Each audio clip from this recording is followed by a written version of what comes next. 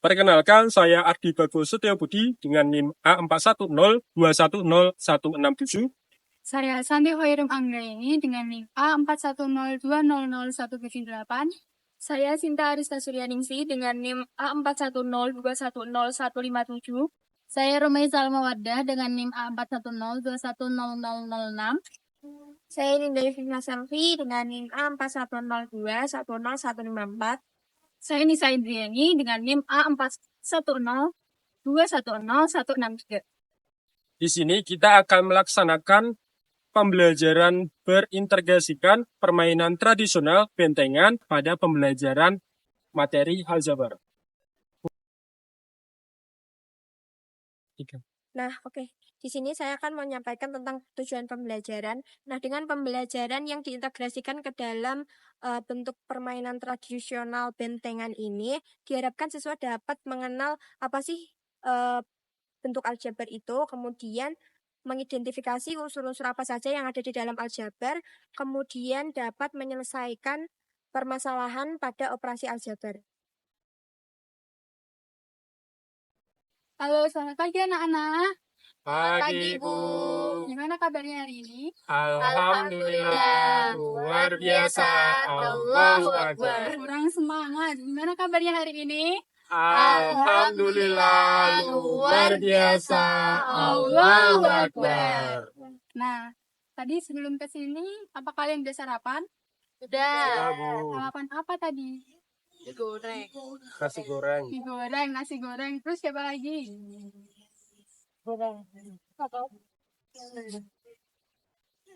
Enggak ada yang sarapan mie goreng dan nasi goreng. Tadi pagi ibu masak 6 tempe dan 4 telur. Nah, tapi di rumah ibu berbagi sama suami ibu.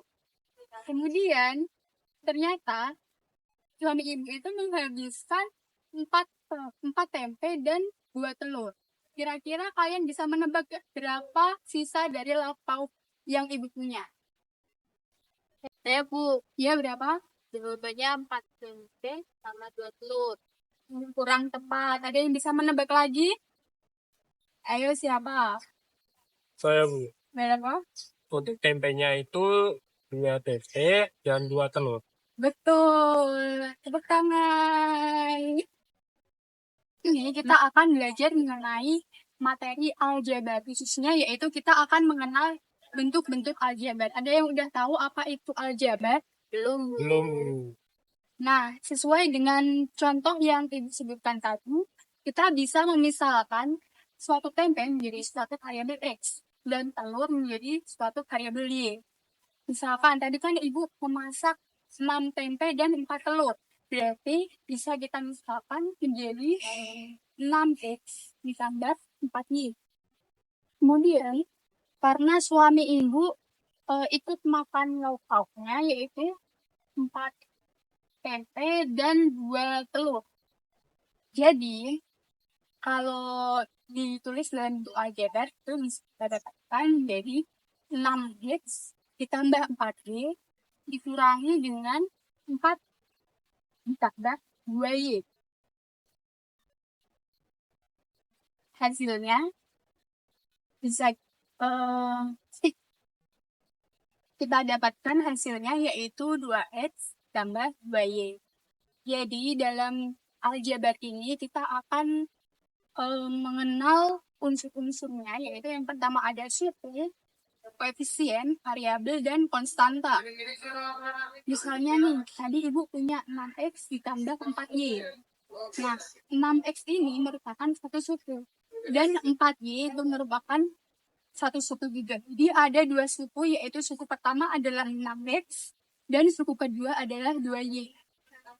Dan suku kedua adalah 4Y. Nah, kemudian itu tadi yang namanya suku. Sekarang kita akan mengenal mengenai variabel.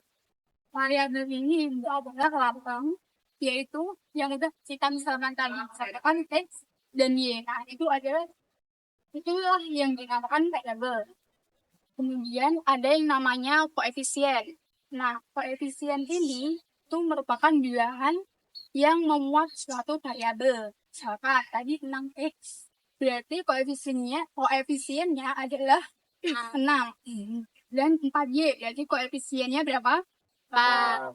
Variabelnya tadi ada apa aja? X sama Y. Ya, betul. Nah, yang terakhir kita akan mengenal konstanta. Konstanta ini kebalikan dari koefisien.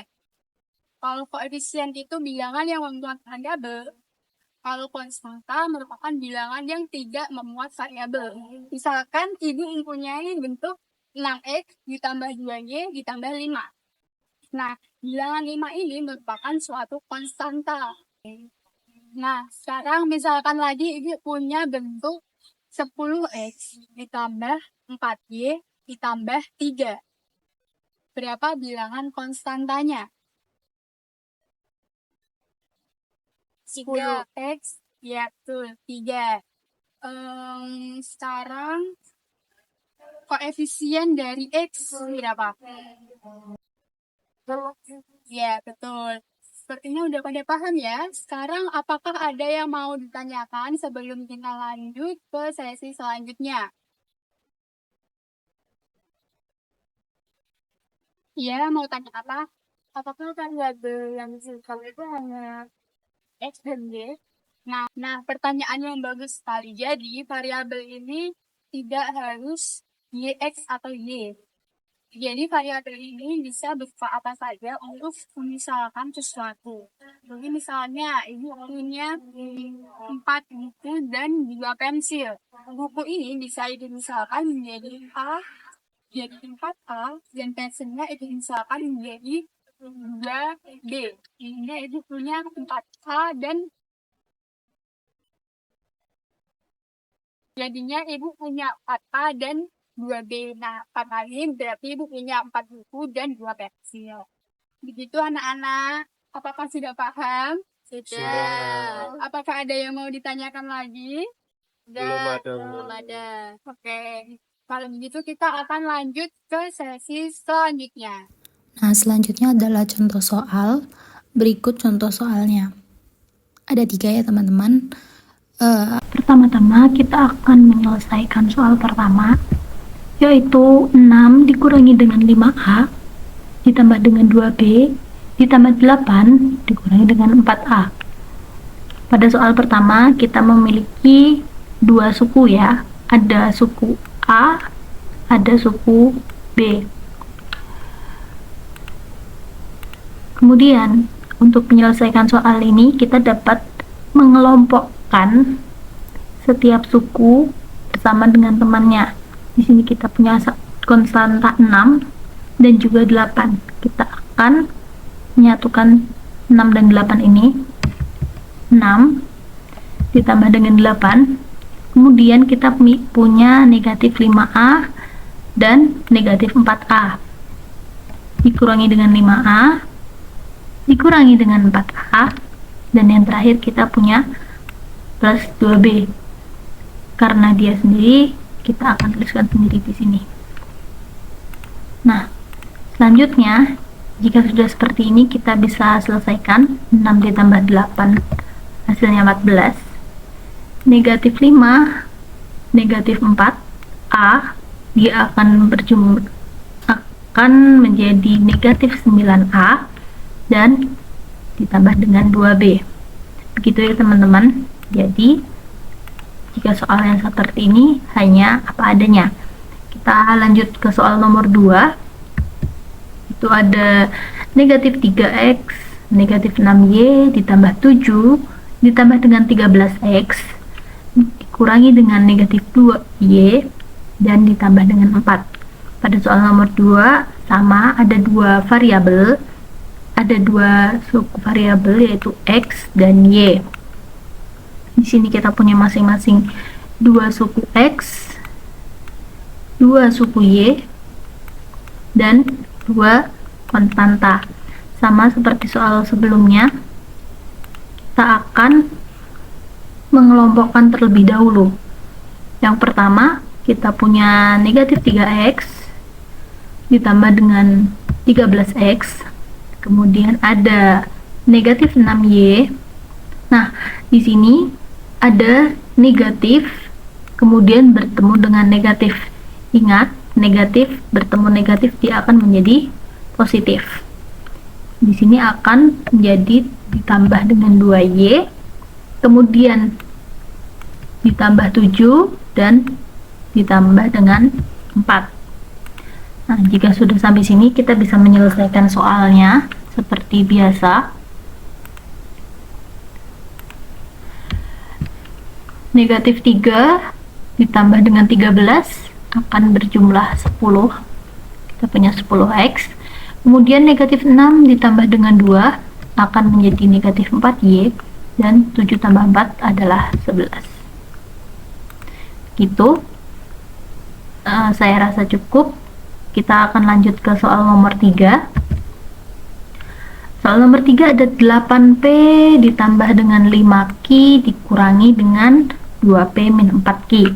Nah, teman-teman, ketika menemui soal yang seperti ini, yang ada di dalam kurung, biasanya kan jika kita menyelesaikan soal hitungan, yang dalam kurung dikerjakan terlebih dahulu. Tapi karena ini adalah aljabar, jadi kita nggak bisa seperti itu. Kita harus mengeluarkan mereka berdua ini dari kurungannya. Gimana caranya? Yang pertama, kita akan tulis ulang dulu soalnya ya. Kita punya 8P ditambah dengan 5Q. Nah, di sini teman-teman perhatikan. Di sini kan ada negatif, kemudian dikurung. Kita akan menggunakan sifat distributif. Jadi, ketika ada negatif langsung seperti ini, dianggap depannya adalah ada angka 1. Jadi, bentuknya seperti negatif 1 dikali dengan 2P min 4. Maaf, tulisannya jelek. Dikurangi dengan 4Q. Gitu. Saya rasa teman-teman bisa paham ya. Itu saja. Nah, kita punya negatif 1 dikalikan dengan 2P akan menghasilkan negatif 2P. Dan negatif 1 dikalikan dengan negatif 4 akan hasilnya positif 4Q. Nah, selanjutnya kita akan sama seperti soal-soal sebelumnya, kita akan urutkan. Kita punya 8P dikurangi dengan 2P, kemudian ada ditambah 5Q dan ditambah dengan 4Q. Hasilnya adalah 6P ditambah dengan 9Q. Begitu, saya rasa cukup untuk contoh soalnya.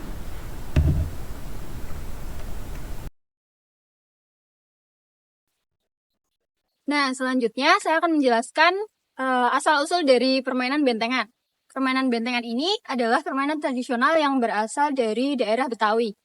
Permainan bentengan sendiri itu adalah permainan yang konsepnya itu adalah menyerang dan mengambil alih benteng lawan. Meski terdengar mudah, permainan bentengan ini membutuhkan strategi agar kita berhasil. Nah, kemudian keterampilan yang kita butuhkan untuk bermain permainan bentengan ini adalah ketangkasan, berpikir kritis, komunikasi, dan kerja sama tim. Oke, jadi untuk permainannya ini nanti kita akan dibagi menjadi 2 regu. Nanti untuk minimal 3 dan maksimal nanti 6 orang. Jadi untuk bisa teman-teman lihat nanti ada benteng 1 di sebelah kanan saya dan benteng kedua di sebelah kiri saya. Di mana nanti untuk pemain bisa diajak melalui bendimba gitu. Setelah itu ada juri yang berhak untuk nanti menyusun alurnya permainan, mulai atau berhenti gitu. Jadi untuk langkah selanjutnya bisa dulu memperhatikan timnya. Putri juga boleh.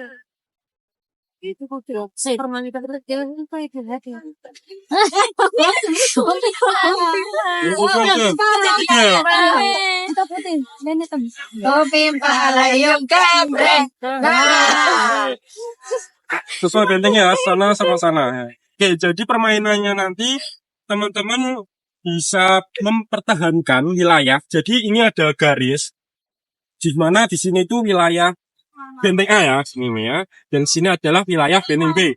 Di mana kalau semisal dari teman-teman benteng A ke wilayah benteng B dan dipegang oleh lawan nanti akan menjadi tawanan. Paham? Dan sebaliknya, semisal dari teman-teman benteng B ke wilayah benteng A dan dipegang oleh lawan akan menjadi tawanan benteng A. Gitu. Jadi untuk selanjutnya, kalau semisal dari teman-teman benteng A menyentuh benteng B, akan mendapat 10 poin otomatis. Seperti itu. Dan wajib mengambil soal yang setelah kami sediakan. Di mana soal itu nanti ada poin-poin tertentu. Nah, gitu. Jadi dari teman-teman berhak nanti menjawab soalnya dan menghitung nominal skornya. Jadi dari Dewan Juri yang pertama itu haknya menentukan benar atau salahnya jawaban dan menulis saja, mencatat untuk menghitung jumlah poinnya dari pesertanya. Gitu. Apakah dari sini ada yang ditanyakan atau sudah jelas? Sudah jelas, Pak. Jelas ya. Oke. Langsung saja kita main untuk sekarang bisa merapat ke benteng masing-masing. Oke, jadi teman-teman untuk batas lapangannya pohon itu, pohon, plakat pohon kita ini ya. Jadi Yang kotak ini, juga yang ada. ini. Nah, Oh, berarti persegi panjang, persegi lah, persegi. Terus, bebasin tawanannya. oke, kalau semisal teman-teman, misal kamu ditawan lawan ini ya, teman-teman kalau semisal punya 10 poin, bisa menukarkan 10 poin itu untuk dibebaskan tawanannya, gitu. Atau memegangnya nanti bisa langsung bebas, begitu. Terus terkait strategi permainan, mungkin dari teman-teman bisa menentukan strateginya sebaik mungkin, gimana konsep permainannya dibuat semenarik mungkin nanti agar bisa memenangkan permainan. Nanti boleh langsung menyerang atau ditahan dulu, bisa boleh. Jadi tidak ada terkait yang nyerang dulu siapa, yang bertahan dulu siapa, itu enggak ada. Jadi nanti konsep masing-masing. Ayo.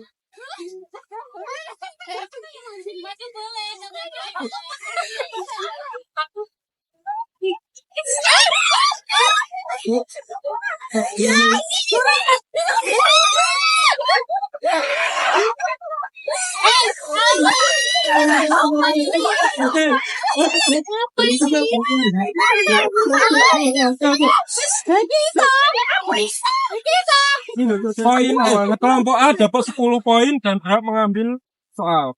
15 amin 2B. Benar 15 amin 2B. Oke, betul. Terus ada poin berapa itu? Poinnya poin berapa?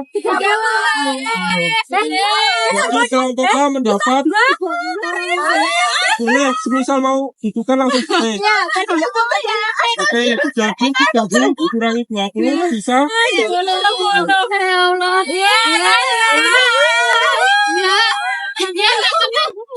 Jadi kelompok A mendapat 10 poin, kelompok B masih 0 ya.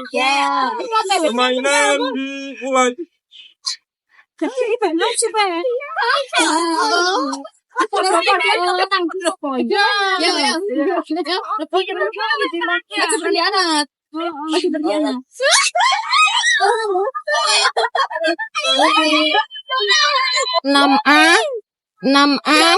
Enam A min 2B plus 3C. Iya, tapi kan gak apa-apa. Lah aku ya dijawab. Terus kali 2 berarti 10. Kali 2. Berapa? 20. 20. Oke. Dan sekarang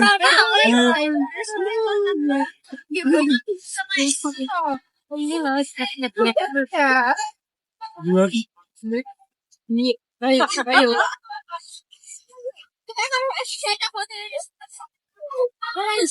Dia jalur itu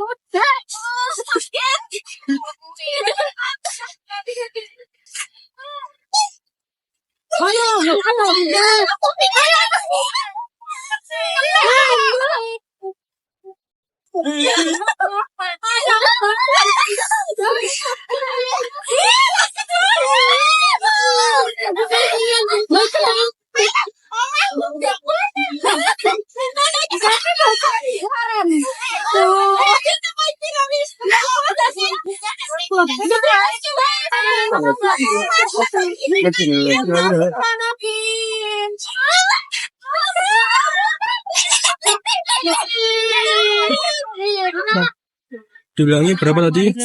4A dikurangi 5B min 5C plus 13B. Plus 13. Oke. Betul. 4X Oke. Berarti tadi kelompok kamu B ya? 14 B berarti tambah 10 min 4X min 40 tambah 10 tambah 30. Berarti 20 tambah 30 min 50. 4X kuadrat min Tadi kan 10. 49. Dapat menyentuh bentengan 10. 20 tambah 30 50 ya. Kelompok B 50, kelompok A 11 28X min 49. Iya. Oke. Berarti 10 kali 2 tambah tadi 10 ya. Berarti 30. 50 sama 30 besar mana? 30. Berarti yang menang kelompok B.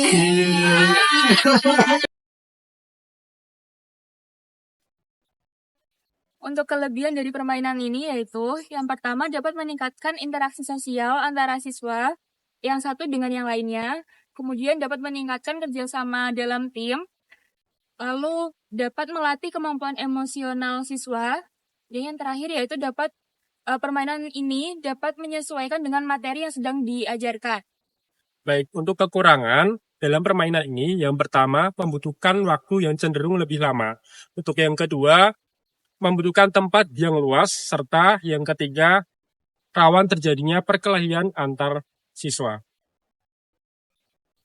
Baik, kesimpulan pada pembelajaran berintegrasikan pada permainan tradisional bentengan ini, diharapkan siswa dapat mendalami materi tertentu pada materi matematika yang lainnya. Jadi untuk konsepnya pada pembelajaran ini sebagai pendalaman materi. Mungkin itu yang dapat kelompok kami sampaikan. Kurang lebihnya kami mohon maaf. Wassalamualaikum warahmatullahi wabarakatuh.